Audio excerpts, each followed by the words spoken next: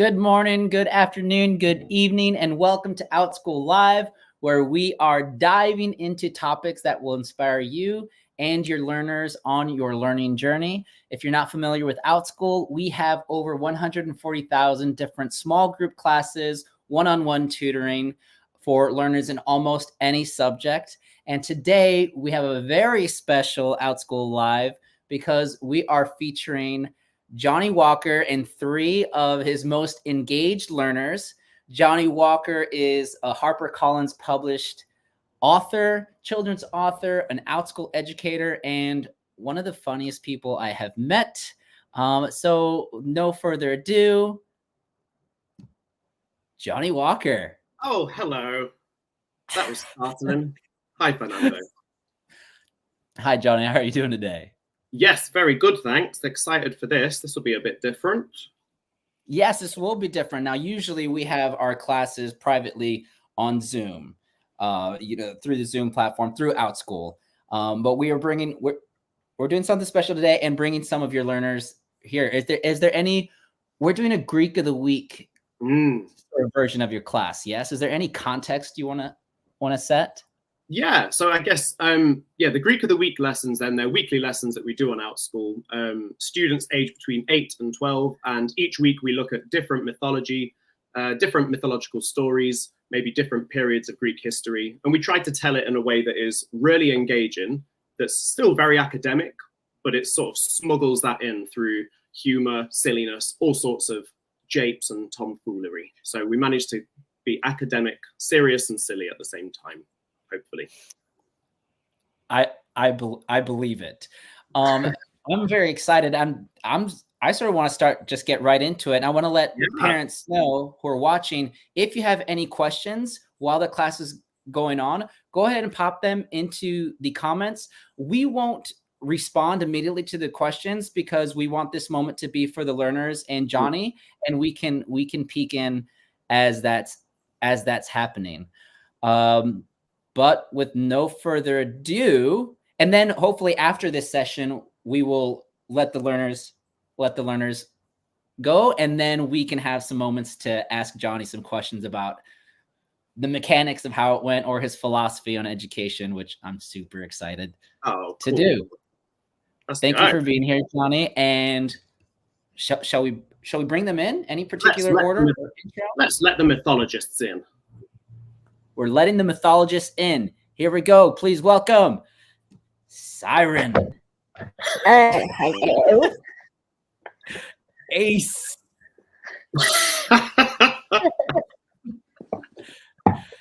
And Odysseus. Hey, there we go. The whole team is here, including Mr. Redwood as well. Hi, Mr. Redwood. Hello. There we go.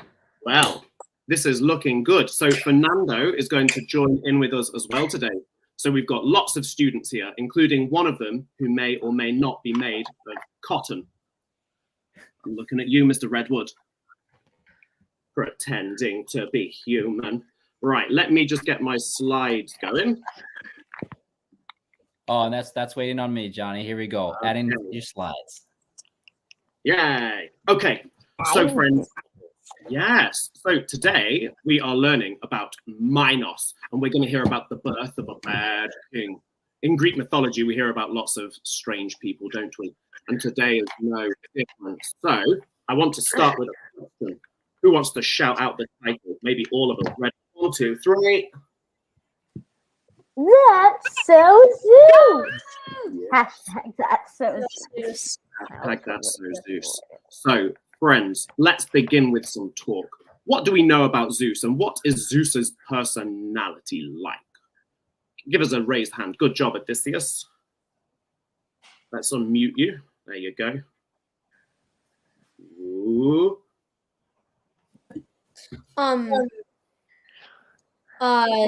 I would say that Zeus is like, if you don't want to anger him, he's the kind of guy, like, if you even do something small, he's going to get really angry. Good. So he's got that sort of tempestuous, angry personality. Good job, Odysseus. Siren, Ace, anything you want to add? Yes, Ace. He is very flirtatious, Siren. You're right. He's very flirtatious. Ace? Well, the thing about Zeus is he always thinks that he has this perfect way of resolving this. Well, actually, it's the absolute worst way of resolving a problem. Yeah, he's not the best problem solver, right? Mr. Redwood, anything you want to add? I agree with Luca. Oh, great. Good job. Well, there's a good agreement. Oh, no, they're fighting. No, I think we're good. Mr. Redwood is calm. Okay. Well, we're going to have a look at a story with some Zeus in here today, and I wonder if this is going to be the Zeus that we are familiar with. Let's have a look, shall we? This is how it begins. Zeus and an abducted princess named Europa have 3 children together on the island of Crete. You can see this on the map, right? So we've got the Greek mainland over here in the white, and you've got this big red bit here, the island of Crete. Now, we're going to meet these 3 children that they have, and they are quite quirky characters. Now, here they are. It's very realistic, isn't it, my animation style? Are you impressed? Very realistic. It's almost like you're there, isn't it, Ace? Do you feel like you're in ancient Greece right now? Maybe. Now, let's see who they are. I'm going to read their names for you. You can see their names in orange too, so we've split it up, so how we say it. So I'm going to point to myself and I'll say the name, and then I'll point to you and you say the name. Does that sound good? Yes, it sounds wonderful, they said. Okay, here we go. Ready? No, they didn't. They actually didn't say anything, to be clear. No, good point, good point. Well, here we go. We're going to say Rhadamanthus. Rhadamanthus. Wow, I think maybe was that Mr. Redwood there? We're going to say Sarpedon. No, that was me. Sarpedon. Sarpedon. Good. And finally, the main character of today, Minos. Minos!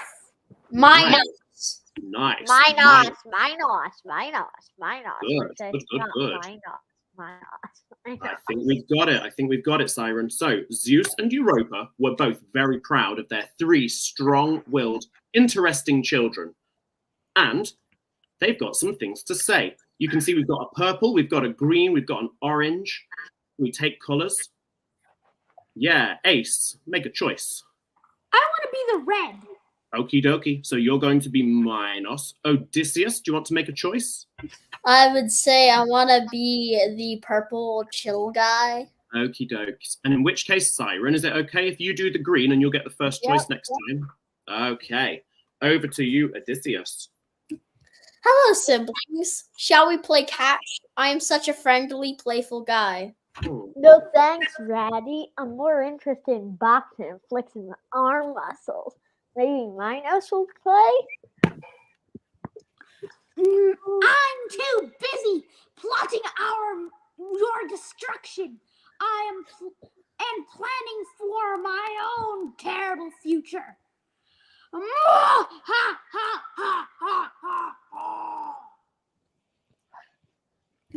Wait, what did you say, Minos? So soon after this, Zeus, you were very good today, you two. That was great. So soon after this, Zeus got very, very bored of being a parent. So he was their parent, and then he was like, no, I'd like to do something else now, please. So he got Europa, he got Minos, he got Sarpedon and Rhadamanthus, and he called them for a big meeting to the cliffs. Ready to go on an adventure? We're going to the cliffs now. This is also very realistic. Are you ready? Wow, look how realistic that is. Now, I wonder. In fact, you know what? I'm going to be greedy. I want to be Zeus, but I will get Fernando in very soon because I don't want you to feel left out, Fernando. Okay, here's Zeus. My wonderful family, I bring you here with bad news. Your kind, generous, and loyal father, also known as me, has become restless. Though I care about you a lot, it is with deep regret that I must inform you that... And then, hey, Siren, did you... Oh, no, go on, Ace, you do for this one, and then I'll get... Okay. Get to the point already, Father! I've got to do things, too! Oh, yeah. I got Yeah. things to do. good. Minos is not waiting around, is he, this guy? Oh, okay. Well, fine. I guess I shall just say that I'm leaving. It's been good knowing you all. Powerful Europa, brave Sarpedon, intense-minded Minos, and the other one. So rude. I shall not leave you all empty-handed. I shall leave you with 3 unusual but brilliant gifts. Now, Odysseus, Ace, Siren, Fernando. Now is a good time to do a very quick stretch because you're going to have a mission. Stretch. Okay, mission time. Zeus is going to give 3 amazing gifts. I'm going to give you 15 seconds to run away. Find a gift for Minos, Sarpedon, and Rhadamanthus. Let's go. One gift? Do I find 3 or just 1? Maybe 1. Just go for 1 this time. Good job, Odysseus. Ooh, okay. We've got some serious gifts here. Ace, what is this gift? Oh, it's Mr. Redwood's best friend. Oh my God. Lurky. Let's bring Mr. Redwood's friend a little closer. This is a cool character. Is this an orca in a t-shirt? Yeah. Love it. Okay, that's a nice gift. Odysseus, what gift have you got for Minos, Sarpedon, and Rhadamanthus? You never know what's about to be revealed. What's it to be, Odysseus? They are the poison-tipped arrows of Athena. Oh my gosh, that could be a very helpful gift. This is very strange. Something's happening. You'll see in a moment. You are reading my mind today. Hey, Siren, do you have a mysterious gift? Just a sec. Okie dokie. Twine. Oh, twine. Good thinking. That would be very helpful. Hey, Siren, if I was thinking of a myth where somebody uses twine to get out of a problem, would you know which one I'm thinking of? Minotaur. Yeah, maybe links to what we're learning about. Hey, Fernando, did you get a gift for them? I did. I brought a wonderful skipping stone that can get at least 3 skips, I think, in That's a river. A good one. Looks like you can get 4 or 5 if you throw it well enough. If you're like really, really good at it, you can get a ton. Nice. I'm practicing. Yeah, thank you, Siren. Yeah. Well, you did a great job there, everyone, and I like these gifts. Should we see what gift Zeus gave? I wonder if they're as good as yours. I wonder if it's going to be another orca in a t-shirt. That would be very surprising. Oh, hey, Fernando, maybe we can get you to be this Zeus. Would you do the gifts for us, Fernando? Oh, as Zeus? Yes, please. Okay. Gift 1. I shall leave you with Talos. He is a gigantic robot soldier made of bronze. He will protect Crete. Pleased to meet you. Gift 2. All children like to play with sharp sticks, right? Well, here is a javelin. Totally. If you aim and throw it, it will always hit its target. I like playing with sharp sticks. In all seriousness, we do not endorse that, and this is a joke. Next one. Gift 3. And as a final gift, I shall leave you Laylaps, just like I said, Laylaps. She is a truly terrifying dog, a powerful hound, forged from my own messed up mind. You can see her if you are not easily scared. Okay. Now, I just want to check. Siren, Ace, Odysseus. Are you feeling quite brave? Because this is quite horrible. I'm ready. I'm ready. Take a deep breath, Feels please. like this is just gonna be like a picture of puppies. Siren, I would never just trick you by showing like a picture of puppies or... Don't do. Too scary. Oh, I'm sorry, Ace. Don't worry. Oh, cute. It's fun. It's Very fun. cute. That's the Very most scary thing I've ever seen. What is that? Oh, what is that? I know. I'm not fooled. It's a very cute puppy. Oh, It's not as cute as It's a our horrible Good. monster. good. So, those are 3 amazing gifts, right? We've got this giant bronze robot. We've got this javelin that always hits its target, no matter how you throw it. And now we've got Laylaps, this terrifying dog I just showed you, which will always catch. Maybe you're braver than me, Siren. It will always catch whatever it chases. This is pretty good, right? So here's what Zeus says. The dog catches whatever it chases too. Cool gifts, right? Okay, bye-bye. Love you, bye. And off he goes. Okay. Now, would anybody like to volunteer to be Europa? We've not heard Europa yet. Good. You know what, Siren? You didn't get the first choice before, did you? So I'll let you go for this one. Over to you, Siren. Well, I'm certainly pleased that's over. Okay, I need to tell you something too. Now that Zeus is gone, I'm gonna marry the king of Crete. He's a nice guy. So, Yay! Yay! Okay, well, how about if Ace and Odysseus become these children? Ace. Ace, would you do the orange? And Odysseus, would you do the green? Is that okay? Good for you, Mama Queen. You deserve happiness, mother. But then Fernando Minos says, Mwahaha. So when the king dies, one of us will become king. I think I have a plan. oh my gosh, I don't trust this guy.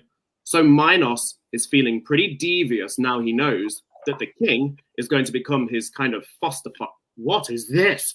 Young Minos spends all his time meeting all the leaders and politicians.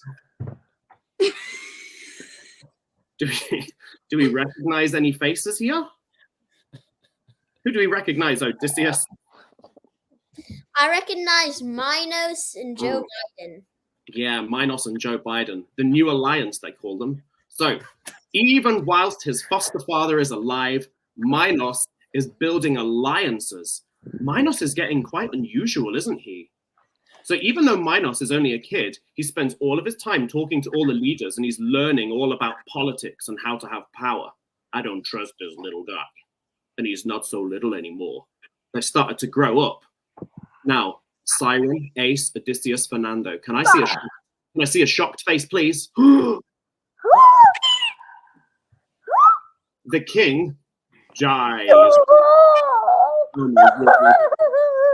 Ow, ow, Even ow. Mr. Redwood is shocked at this one. So the king has very suspiciously, I know, very suspiciously just died. And then in comes Minos with a little note. And he says, this is from the king. And this is what the note says. Dear everybody in Crete, it is my pleasure to announce that when I die, which hopefully will be not soon, I would like Minos to be the next king. He has been a great apprentice to me and has learned many things and will be better than me at this job because I'm not good at it because I'm too kind and kindness is weakness. Definitely don't give the kingdom to Sarpedon or Rhadamanthus. Signed signed the king. I don't trust this note. So bogus. Yeah, so bogus, right? So we've got two characters here. Odysseus, I've not given you the first choice, have I? Which one would you like? I want to be Rhadamanthus, the children.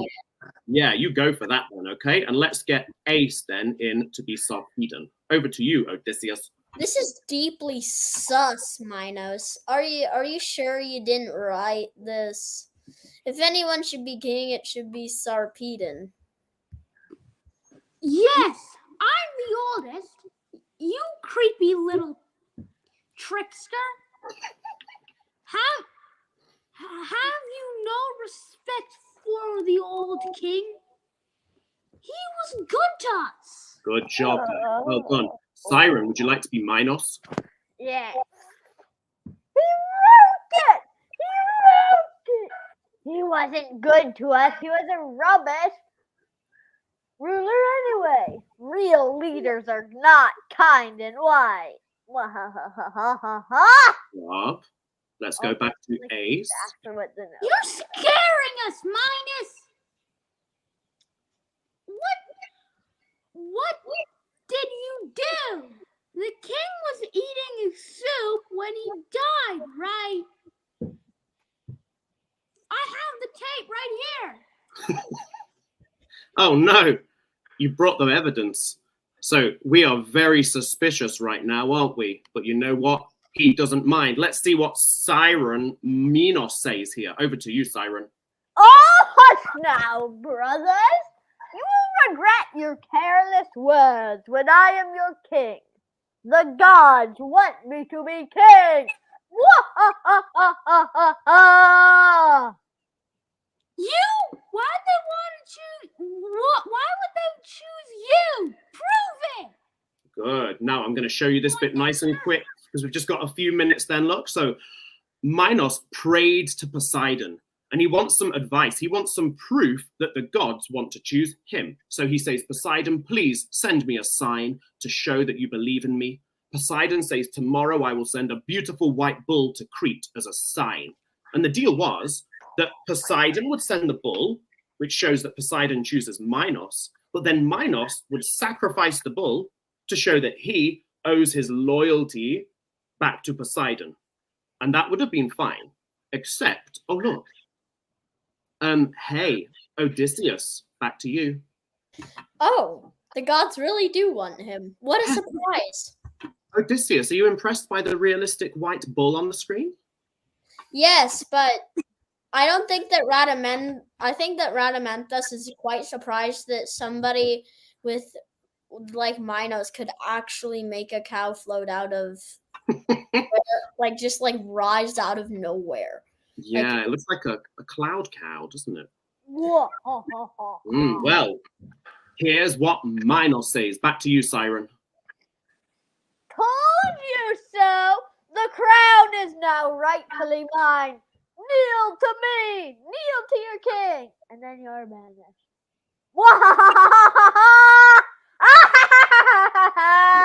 Nice. Talk about Sylvans. Talk about sibling rivalry. This is. I'm right. I right Outschool. Hey, like, am I right, Outschool? Da-da-da-da-da-da. Oh. That was good. That was really good. You know what? I think we might pause it there. That was so good. Siren, Ace, Odysseus, you are fantastic. Oh, sorry, how could I forget? And Mr. Redwood, you are all. Oh, and Fernando, you are all fantastic. Shall we all take a bow, including Redwood bows? Odysseus bows. Whoop. Yeah, good job, Odysseus. You are excellent. Ace and Mr. Redwood, would you like to take a double bow? There you go. Don't bang your head on the floor, Mr. Redwood. Whoa, there we go. And Siren, oh, there you go. Excellent bowing. Good job. Shall I give you the seal of approval? There we go. Really, really good. I'll see you guys very soon for another lesson. Excellent, Siren. Excellent, Ace. Excellent, Odysseus. Well done. This is very happy to be here. Oh, great. See you next time, Ace. Bye, Odysseus. Well done.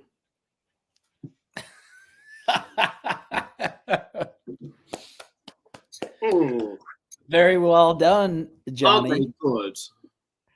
Oh, good. Those are some amazing learners. Yeah. I'm very happy that you found them and inspired them and have brought them to share.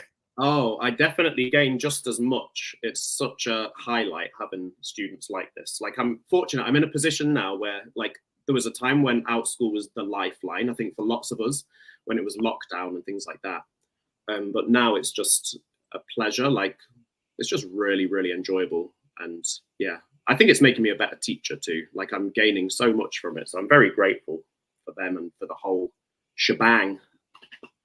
Can you tell me more about that? How does it make you a better educator?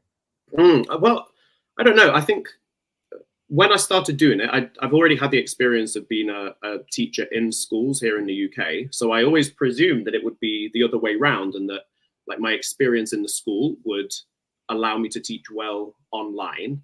But I didn't expect that I would gain quite as much. So just, you know, understanding the different limits that you can have and how much expression you can get from students and how much further you can allow things to go when you really let them articulate who they are and their humor, their weirdness, which is always brilliant to celebrate. You know, just everything that makes them perfect on things like Outschool. It definitely has, like, changed the way that I teach in schools as well. So I'm very grateful for these wonderful, eccentric mythologists who take Greek of the Week. I'm very grateful that you use that you describe each child as being perfect. Yeah. Well, they are. I find with mythology as well, it seems to do something different for every student, and they've got different characters and different parts of the mythology that they are fascinated with. So then, when you do have a group class as well, it's, all of these different individuals who come in with their different relationships with myth. You always get that interesting mix and melange. And, when they come back and you get to know the different students in different ways, you can just see that different personalities bump off of each other. Like the 3 students just now have not met before. They usually take lessons at different times. But the way that they just play off of each other, I think it's really, I don't know, it's really nice. It's because the relationship is all mediated through myth, and that's what's really cool with it. That's amazing. I actually didn't realize that they hadn't been in a class together. I had assumed that, especially the way that you're working with them, I assumed that they were very familiar with you, of course, and very familiar with one another. But you're saying that is just their familiarity with their common subject. Yeah, I think just with the way that we do things, like it's always different with every class, but I try at least to, over time of working with students for a longer time, I try to understand what makes each of them tick and like what their humor is like, what kind of engagement is right for them. Because some students want to engage in that way. Some students, they don't necessarily want that. And, it's the mix. And I think it's just made me more reflective, I guess, maybe more reflective generally as a teacher, and maybe more patient, I think, as well. On that note, my favorite moment actually of this program so far was actually when the learners first came in. And I think this is probably something, this is something that you do each time that the learners come in to class. Do you welcome them the way you did when they first entered? Yeah. So, okay. So as they entered, Jonny, you mentioned them each by name, and you noticed them about, how they were or what they brought to the class. Some learners brought some cubes, or you asked them about their life. So you didn't just jump into the subject or class of, hey, this is what we're going to do today. This is what we're going to do. You acknowledged them and spent, I think, a significant amount of time just talking to them. What's your reason for that? I think increasingly, so whilst we are on paper, we're all here for the myths, I think over time, the relationship is what keeps you, engaged in the whole thing, I think. So like, that feeling of being seen is very important for a child, that feeling of being understood. And it's quite easy to pretend that as a teacher, and it is easy to, and it's, the right thing to do as well, to be kind of open and warm. But I think the next step from that requires, really making the investment in understanding a bit more about who they are. So you can do that through the ongoing moments that bubble up in the conversation in the classroom.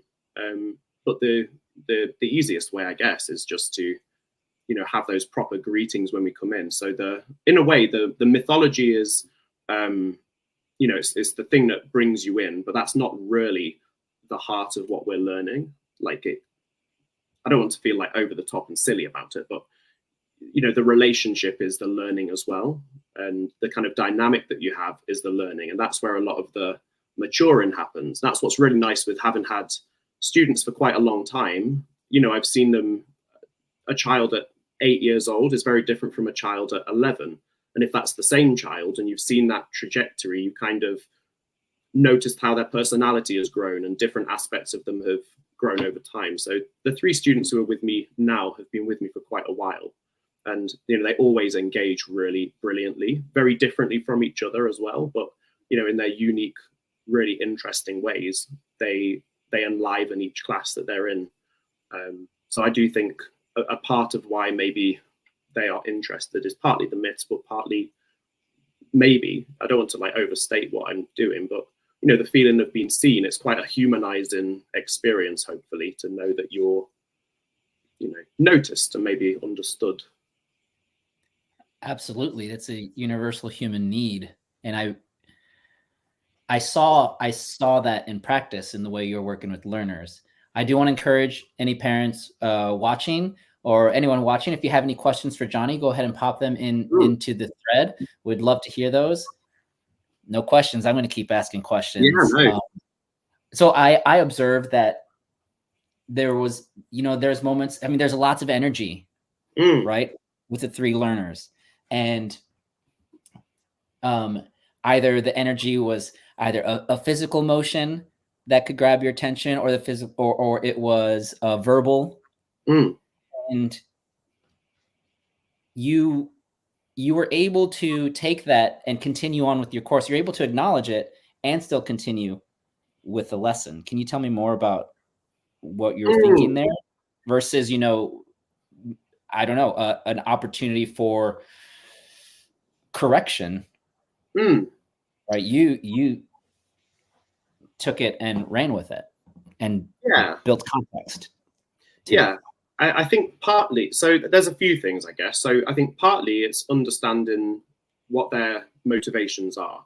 So I'm very aware that the way that I teach, I almost encourage, I encourage the eccentric side of their personalities. So I can't come down hard on them and be like, that's not very correct what you're doing. If I'm sitting there wearing like a goat mask, pretending to be, there's a certain way in which the way that I teach has to chime with my pedagogy, with the way that I design the lessons, the kind of content we're doing. I think as well that there's different ideas about what authority is and what authority should look like, and what respect is and what respect should look like. I hope that for them, and I hope that through what we do, it's quite intuitive rather than like performative. Like, I don't need to perform this particular role of being the teacher and say, that was very rude what you just did. If I was to do so, it would kind of kill the vibe, because the motivation for them doing that it's not an act of defiance. They get involved in the silliness because what they've got is a heightened level of engagement with what we are doing. So I can understand how other teachers may feel differently about it, but I have confidence that they are invested enough in what I'm talking about that the likelihood is, if there is sometimes, an excessive expression of zeal, I will call it, that's I'll interpret that as being probably a good thing rather than a bad thing, because I'll know it comes from a good place. And if I was to pause the lesson to deal with it, it will take away from the flow of it, not just for that one learner, but for the rest of them. If there was something which was different, like there's different levels of interruption. I don't honestly get the other type that often, but when I do, I can switch and have that more, that's enough now. And again, I think because I've got quite good relationships usually, they don't necessarily take that particularly badly. Like, it doesn't feel suddenly like Jonny got mean. It doesn't really feel like that, I don't think. It's easier for them to go along with that than not to, because usually they're invested enough to want it to go well for their own sake as well. So it's about what you react to, isn't it, I guess? Yeah, and I could see that, and I took note of. There's a moment where you just raised your hand, and all 3 of them, and this is part of why I thought that they had been in classes together. All 3 of them just like, okay, I see he's ready to go on to the next phase, and they went with that excitement and exuberance for, this particular moment or this beat, and then they just simply followed you. They followed you into the next beat, which is really, really cool to see. Yeah, it's not something that needs to be taught explicitly. I don't know, it's that idea. I think I mentioned it whilst we were teaching as well, but the balancing of silly and serious. It's easy to presume that those two things are opposite, but very often they go together. Like, the world is silly, like the whole world that we're living in right now is very silly, and it's very serious at the same time. These two things are not irreconcilable.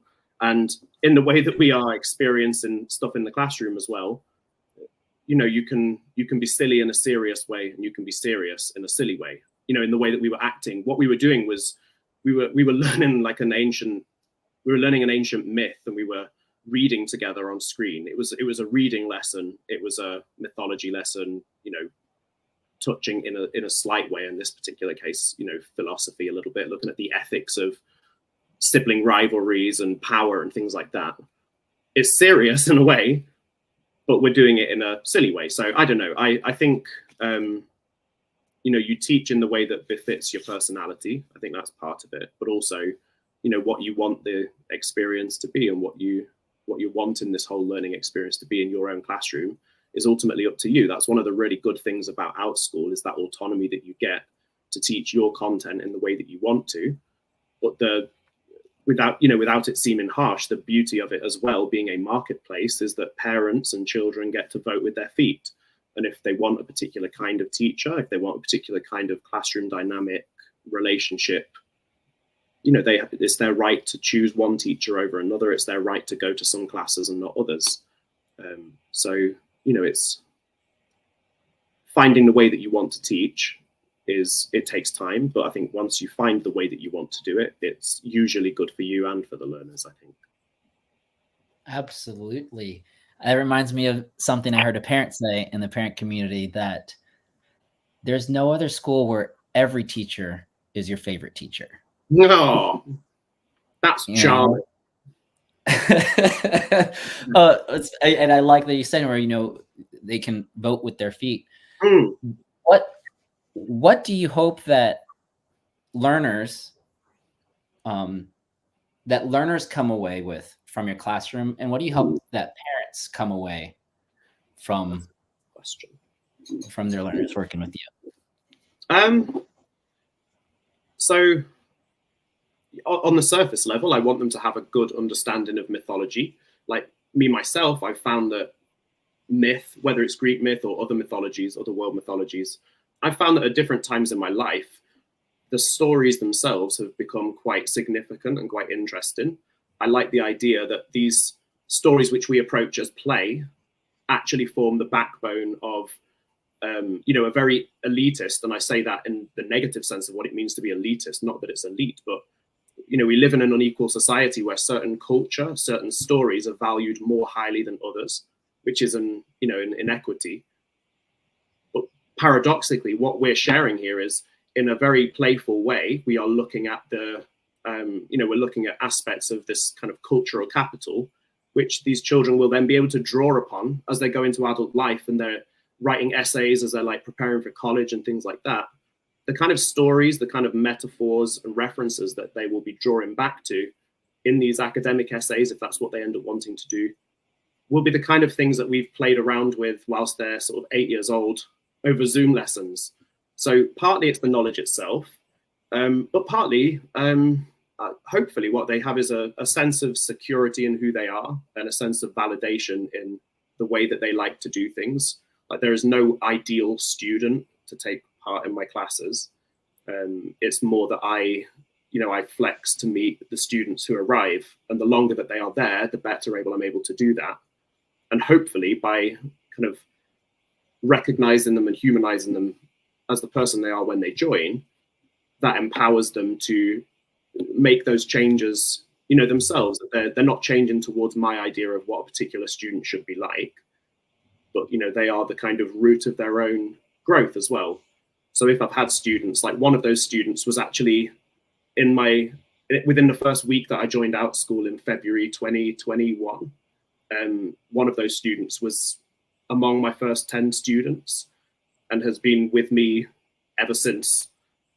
So, like, you know, you see a huge change in these students over a huge amount of time, and it's nice to be a small part of that journey. So yeah, I would say in a very short version of that long answer I gave you, they will leave with a really good relationship with mythology, but also hopefully like a healthy relationship with themselves and a respect for what they can bring to a smart, playful, silly group setting. Maybe. Absolutely. I'm laughing, but I'm really inspired by your words. I really admire. Water left in here. I'm just looking at an empty glass at the moment, Fernando. I'm going to put that down. That's a problem. I can join you with an empty glass Yeah. to be official. What do you hope that parents would Oh, take away learning? Well, let me give you a 15-minute answer to that as well. We're probably past time, so Yeah. I would say no, I won't actually do 15 minutes. But yeah, for the parents, hopefully that their children are motivated, that it quietly gives them an opportunity to improve their reading as well. Like, my classes are not advertised or sold in any way as reading classes, but in practice they are. There's never any pressure on a child to read if they're not able to do so. Some of the students who take part in Greek of the Week are older students, so like 10 plus, who've not yet begun learning to read, or that they're at the early stages and they really struggle. I don't pressure them to read outside of what they're comfortable with. But again, I message with parents very often. Like, one of the first messages that I tend to send new parents when a child has signed up is that if there's anything that they can share with me, which would help me to make the class as fun and as informative and useful as possible, just please let me know. And very often they do. And, sometimes that's saying, my child has got real difficulties with reading and it's an area of low confidence for them. The fact that I'm not there as a reading teacher, but we read, in some ways really helps, because it makes it much more low stakes. Similarly, I have some students who are really, really advanced. So that knowledge from the parents of, the parents are the experts in their own students. I think that's especially in their own children. That's especially the case on something like Outschool, where there's a lot more parents who homeschool. So for that reason, like, the best I can do is, engage with the parents, get as much useful information as possible, still engage with them on my own terms, but use the parents' knowledge of their child as a guide. So hopefully they feel like, their kid is in safe hands, learning interesting stuff, having nice relationships. Things don't tend to break down. There's not really ever, bad interactions in the class. If a kid is not playing along very well, I don't evict them immediately or anything like that, but they don't last for very long, or they change. They don't stay in that kind of habit for very long. So yeah, hopefully for the parents, it's God, this is a 15-minute answer. What's wrong with me? Hopefully they like it, Fernando. That's what I mean to say. Hopefully they like it. I'll give you one more question, and then I'll let you go. You can relax and get to more of your classes. When we were talking with the learners, you said, "Hey, this won't be, we'll say bye, and it won't be like a normal class, because usually." Just remember the Rickroll. Sorry, carry on. Did you? Right, that's what I was going to ask. What parts? It sounded like you had a little bit of a closing ceremony, or like a ritual, or something that you usually do that you weren't able to do here. What would that have been? Yes, and I say this with huge apologies to Siren, because this is very much the student Siren who was with us. Am I admitting to stream? No, okay. Well, I rickroll them very often. So like, at the end of the class, it used to be a thing I would do as a surprise in the middle of a lesson, but then that was getting a bit tired. So it just became the ritual that we'd finish the learning. Anyone who needs to leave can, but then for the final few minutes, we'll just watch Rick Astley and dance. So that's part of it. But that's only in one of the classes. And again, I go along with these things, but I'm not always the originator of them. So in some classes it's that. In some classes, on Zoom, there's the feature where you can make it look like you're all in a shared classroom or something by changing this, like an immersive. Well, sometimes go into one of those, and then I'll just alternatively like make them massive, and then I'll just look very small, like in a little virtual lecture theatre, as there's like a 30-foot child beside me, and I'll just sit there like. So just ending with little things like that. Or sometimes I just say goodbye, have a nice week. But again, it's all it's all dependent on them, really. Yeah. You need a ritual for a hello and a ritual for a goodbye. If it's a real interaction, it has a proper start and a proper end. Like, you can have an actual lesson where, just like a YouTube video, you press it and you start learning. But if that's what the families wanted, they'd just go to YouTube. So, and for the kids as well, they're here for the interaction, even if they're obsessed with a topic. If it was that, they'd get it much more clearly. As you can see from my answers to your questions, they'd get clarity in a YouTube video more than they'd get in a lesson with me. I disagree. But it's, you know, it's their relation with each other. It's their like shared humor and stuff as well. It's like the life of a classroom can exist outside of a classroom too. And these virtual spaces, I think it's just as true as in real places. Well, it is real, you know. The non-virtual. Absolutely. Yeah. Absolutely. Well, thank you for sharing that with me and with us and with the audience. And I'm particularly grateful because that reminds me that I want to have a proper closing ritual for even this program. Well, it's a shame I can't put you in a virtual lecture hall and make you massive, Fernando. I mean, you know what we could do? What could we do? Well, you know, we've got my slides. Oh, bring those in? Yeah. Let me just, this will please Siren. So then the end of this would have been simply that Minos becomes king, makes bad decisions, and then lots of bad things happen. And then the end. Oh, it didn't even animate the GIF. Is it supposed to move around? This is me exempling to the whole of the internet that this is a great ending to a lesson. A static GIF is not a good way to say goodbye. All right. Well, in that case, I think what we'll do is we'll dance it out.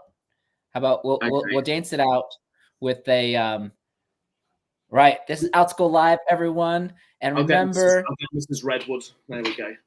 Yeah, oh, Mrs. Redwood. It didn't come out, Mr. Red. All right. That we're never gonna give you up. We're never gonna let you down. Never gonna. What's the last one? Turn around, run around.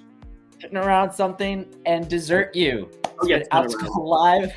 Thank you so much, Jonny. And we will see you next week.